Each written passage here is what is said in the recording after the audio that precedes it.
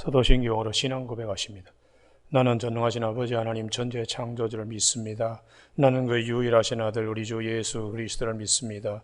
그는 성령으로 잉태되어 동정노 마리아에게서 나시고 본디오 빌라도에게 고난을 받아 십자가에 못 박혀 죽으시고 장서된 지 사흘 만에 죽은 자 가운데서 다시 살아나셨으며 하늘에 오르시어 전능하신 아버지 하나님 우편에 앉아 계시다가 거기로부터 살아있는 자와 죽은 자를 심판하러 오십니다. 나는 성령을 믿으며 거룩한 공교회와 성도의 교제와 죄를 용서받는 것과 몸의 부활과 영생을 믿습니다. 아멘. 오늘 아침 하나님께서 우리 모두를 사랑하셔서 주시는 생명의 말씀은 마태복음 27장 27절에서 31절까지 말씀입니다. 한 절씩 교독하시겠습니다. 이에 총독의 군병들이 예수를 데리고 관정 안으로 들어가서 온 군대를 그에게로 모으고 가시관을 엮어 그 머리에 씌우고 갈대를 그 오른손에 들리고 그 앞에서 무릎을 꿇고 희롱하여 이르되 유대인의 왕이여 평안할지어다 하며 같이 읽습니다. 희롱을 다한 후 홍포를 벗기고 도로 그의 옷을 입혀 십자가에 못 박으려 끌고 나가니라. 아멘. 마지막 31절에 희롱을 다한 후에 홍포를 벗기고 도로 그의 옷을 입혀 십자가에 못 박으려고 끌고 나가니라 하는 말씀 중심으로 아버지의 마음은 이라는 제목으로 말씀을 나누겠습니다. 우리는 그 예술 이론 가운데 반영 이론이라는 것이 있는데요. 본인이 경험한 것 이상으로 표현할 수 없다는 것입니다. 그래서 딸기밭에 갔다 온 어린이집 아이들은 책 속에 있는 딸기 이상으로 얘기할 수 있습니다. 책 속에 있는 딸기 이외에 딸기밭에 갔더니 그 향기가 대단하더라고. 덜 익은 딸기도 있더라고. 아이고 새끼 딸기도 있더라고. 그렇게 본인이 체험하고 경험한 것을 체험하지 못한 아이에게 자신에게 얘기할 수 있습니다. 성경은 우리에게 무엇을 말씀하시나? 우리가 알지 못하는 하나님의 세계에 대해서 말씀해 주고 있습니다. 오늘 본문 말씀, 연극 무대도 아닙니다. 이건 실제로 하나님께서 가장 사랑하는 독생자를 이 땅에 보내주셨는데 이렇게 희롱하고 얻어맞고 이렇게 끌려가고 아버지의 마음이 어떨까요? 요즘 우리가 보면 학폭에 대한 학교에서 폭력에 대한 얘기가 많습니다. 추행에 대한 얘기도 많습니다. 아이가 학교 가서 누구에 얻어맞고 돌아갔을 때 부모의 마음이 어떠했을까요? 그래서 성경은 하나님 아버지의 마음에 대해서 수없는 사건과 사례들로 우리에게 말씀합니다. 요셉에 대한 말씀, 야곱에 대한 말씀, 창세기에 하나님 창조사에게 완결편인 족장사 가운데 요셉에 대하여 요셉이 형제들에게 미움을 당해가지고 팔려갔고 나중에 애굽 총리가 되었는데 그걸 야곱이 알고서 바로 임금 앞에 섰을 때에 머리가 너무 하얘니까 그대의 연세가 얼마냐? 내 나이가 130년인데 우리 조상의 나그네 인생에 비하면 나이가 많지 않다고. 그러나 그 다음 말씀입니다. 험악한 세월을 보냈나이다. 이거 우리가 주목해야 될 말씀입니다. 아들 요셉을 잃어버리고 아버지가 겪는 아픔을 험악한 세월 보냈다고요. 그게 아버지의 마음입니다.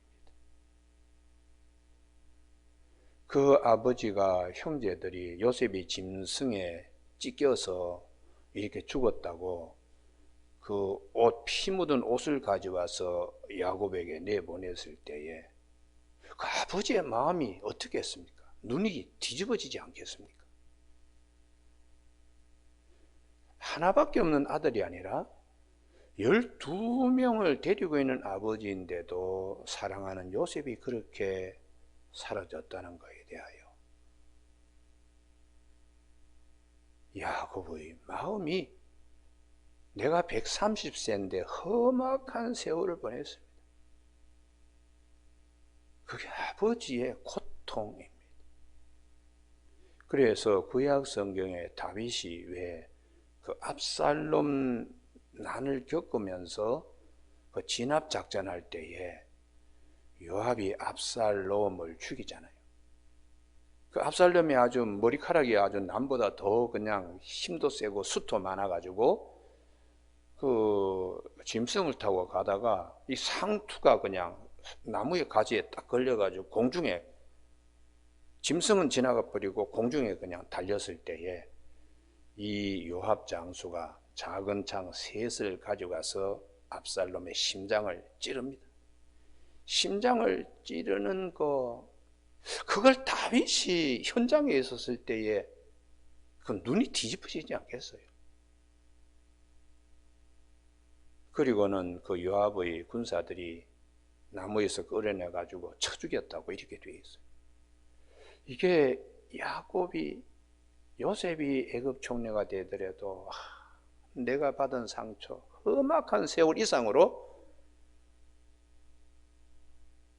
다윗이 압살롬이 그렇게 그 연극도 아니고 실제로 그런 일이 일어나잖아요. 그럴 때 아버지의 마음이 어떨까? 하늘을 찌를 것 같은 아픔. 그래서 열왕기상 2장에 다윗이 죽을 때에 요압, 제명이 죽지 못하게 해라 하고 솔로몬에게 말합니다. 그 살아생전에 너무 못된 짓 많이 했다. 특별히 아브넬 그리고 아마샤, 이 사람들을 아주 무자비하게 이렇게 죽인 일, 이게 하나님의 나라를 구현 실현시키려고 하는 다윗의 마음에 큰 아픔을 가져왔거든. 그래서 성경에 이제 주님께서 이렇게 말씀합니다. 아버지의 마음, 그것을 누가복음, 사람 복음인 누가복음에서 집중적으로 15장에서 한 마리의 잃어버린 양에 대한 목자의 마음으로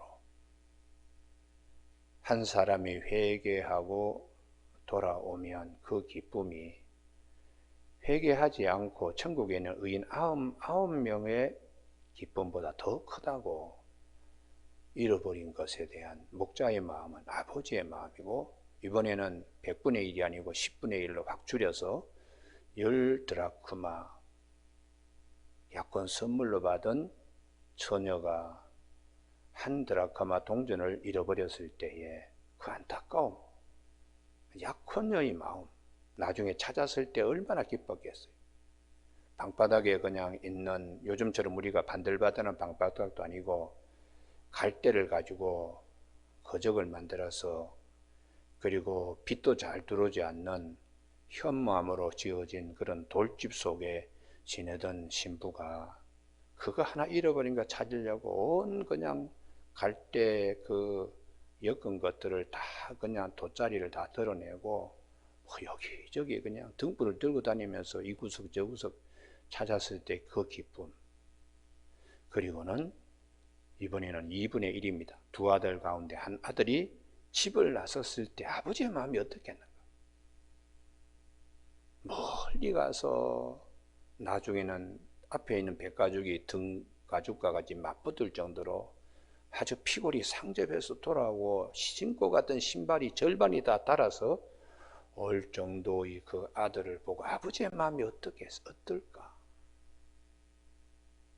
그래서 성경은 우리에게 오늘 이 본문을 통하여 얼마나 잔인한 세상에 딱 하나밖에 없는 독생자를 보내셔서 이런 수모와 고통을 지켜보시는 아버지의 마음은 어떨까? 그것을 성경은 우리에게 말씀해 주고 있습니다.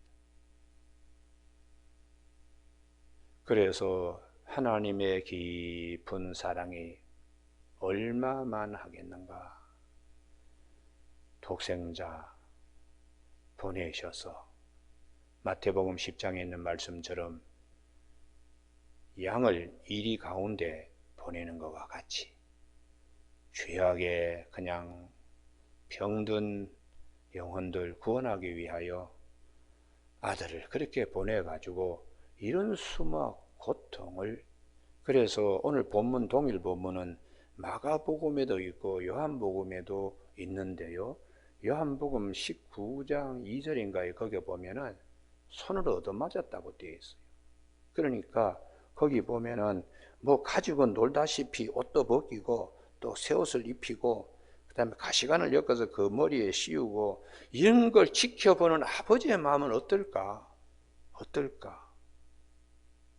갈대를 그 오른손에 들리고 그 앞에서 무릎을 꿇고는 희롱, 장난치는 거죠.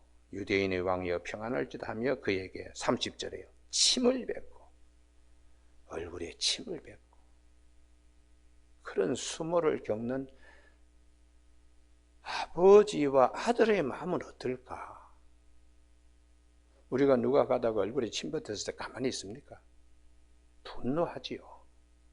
그런 얘기를 아이가 학교 가서 당하고 왔다 그러면 가만히 계실 부모가 어디 있겠어요? 바보가 아닌 이상. 그럼에도 불구하고 하늘 보좌에 계시던 그분을 이 땅에 보내가지고 이렇게까지 수모를 겪으니까 아버지의 마음이 어떨까? 그래서 하나님은 사랑이시구나.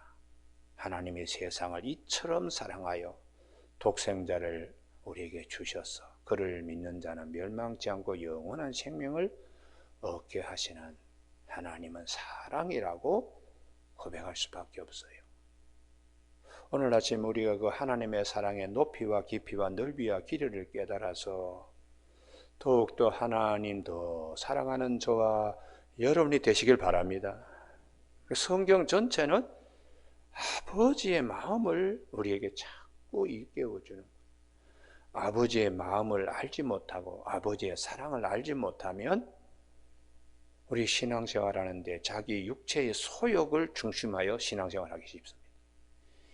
이것도 그냥 저것도 그냥 이루기 위하여 아버지를 끌어내려 가지고 이용해 먹는, 그러다가 이제 어려운 일이 딱 닥치면은 원망하는 것이 입에 밥알을 물고 그냥 터뜨리는 것과 같이 원망 수없이 나오지요. 그거는 바른 신앙생활이 아닙니다. 그래서 사도 바울도 뭐 율법학자고 바리새인 중에 바리새인이고 학벌로 보면은 최고의 학벌 나왔잖아요. 가말리알의 문화생이니까 당시에. 그리고 로마 시민권도 갖고 있던 뭐 그런 히브리어도 유창하게 했던 사도 바울이 하나님의 사랑을, 하나님의 마음을 깨닫지 못할 때에 그는 가장 악한 일을 했습니다. 하나님의 사랑과 그리스도에 대하여 증언하는 스데반을 돌로 쳐 죽이고는 만족했으니까.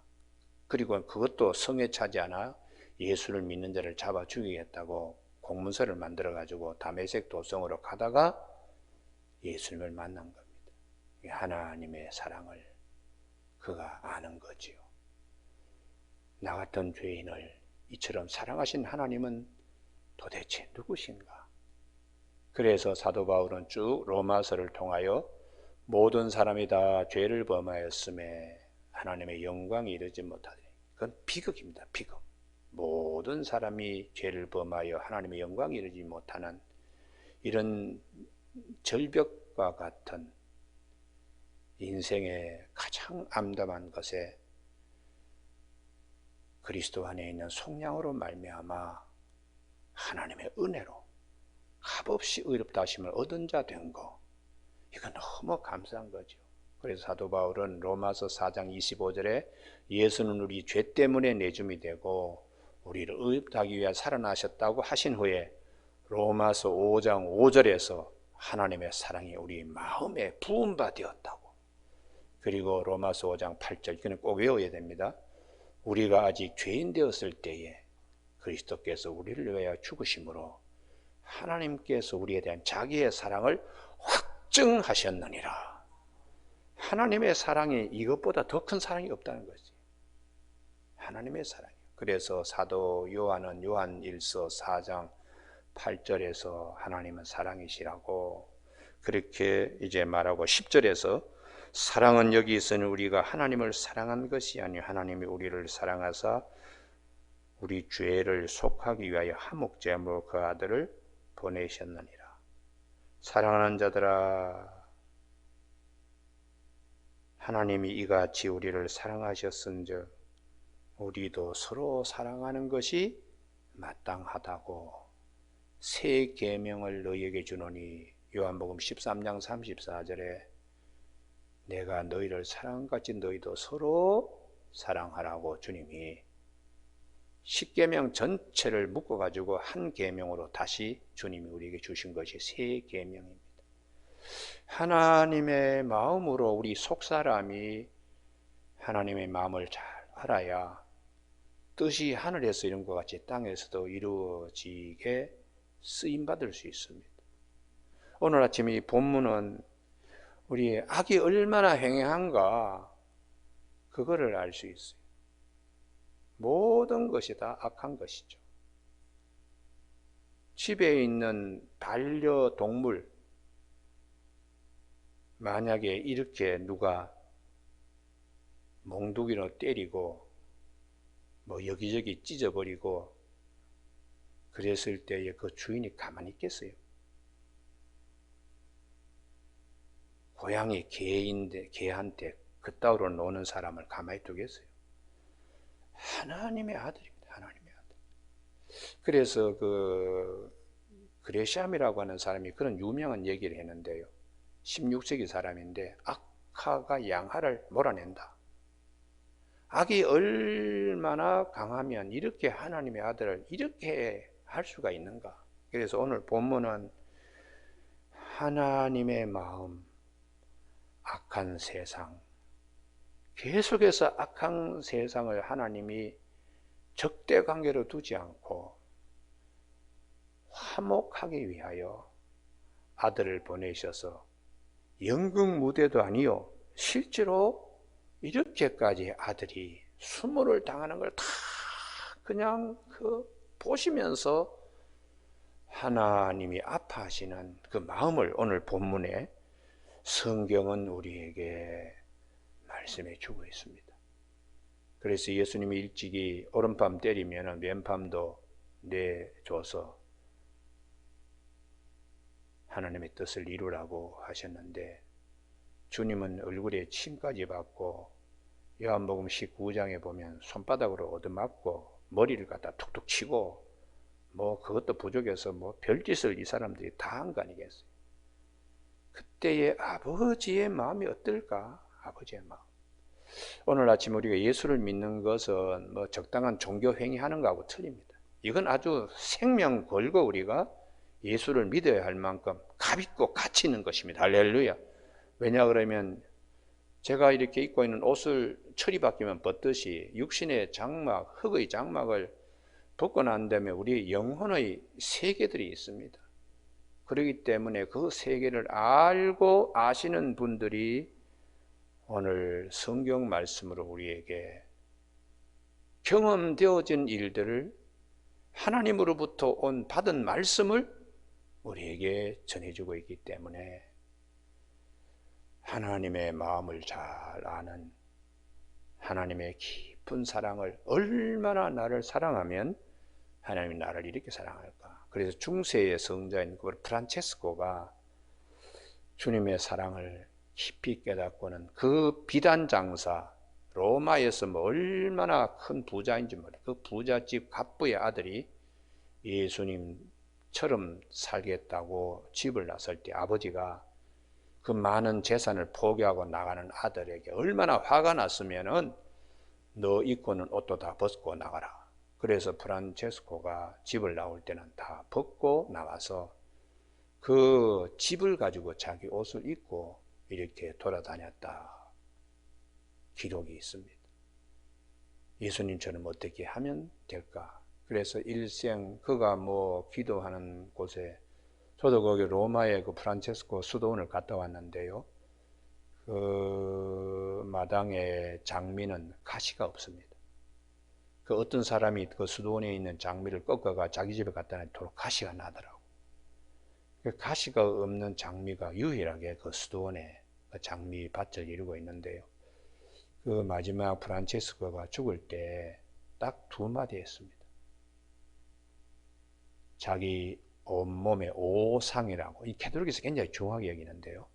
예수님께서 십자가에 달리실 때에 손바닥, 발, 옆구리, 심장 뭐 여기에 다 피가 터졌잖아요. 얼마나 프란체스코가 주님의 그 십자가와 하나님의 사랑을 사모했으면 마지막 죽을 때에 5군데서 정말 프란체스코의 몸에서 피가 터졌습니다.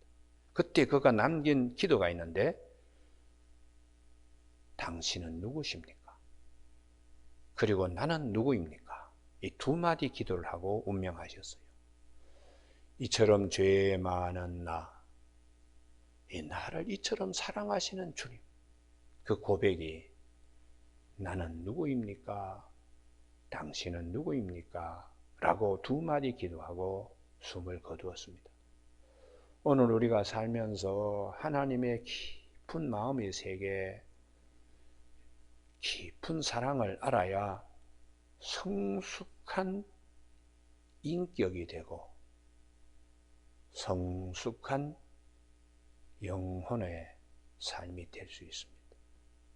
이걸 모르니까 뭐 쭈쭈대다가 다 넘어지잖아요.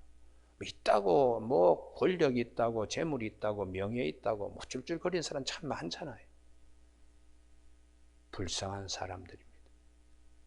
하나님이 우리를 이처럼 사랑하셔서 독생자를 보내주셔서 이렇게 수모를 겪고, 수모 겪는 것이 아니라 십자가에까지 매달아가지고 창질까지 못질까지 그렇게 한 사악한 이 어둠의 세상에, 죄가 왕노릇하는 세상에 어떻게 하면 화목하고 화평한 관계로 만들 수 있을까요? 독생자를 우리에게 보내주신 하나님, 그 하나님의 사랑과 마음을 우리 아침에 잘 묵상하는 아침 되기를 주님의 이름으로 축복합니다. 기도하시겠습니다. 하나님 아버지, 하나님의 넓은 사랑, 하늘을 두루마리 삼고 땅을 먹물 삼아도 다 기록할 수 없는 하나님의 사랑과 아버지의 이 마음을 잘 성찰하는 이 아침 되게 하여 주시기를 원하옵고 예수님 이름으로 기도드립니다. 아멘. 하늘에 계신 우리 아버지, 아버지의 이름을 거룩하게 하시며 아버지의 나라가 오게 하시며 아버지의 뜻이 하늘에서와 같이 땅에서도 이루어지게 하소서. 오늘 우리에게 이루어갈 양식을 주시고 우리가 우리에게 잘못한 사람을 용서하여 준 것 같이 우리 죄를 용서하여 주시고 우리를 시험에 빠지지 않게 하시고 악에서 구하소서. 나라와 권능과 영광이 영원히 아버지의 것입니다.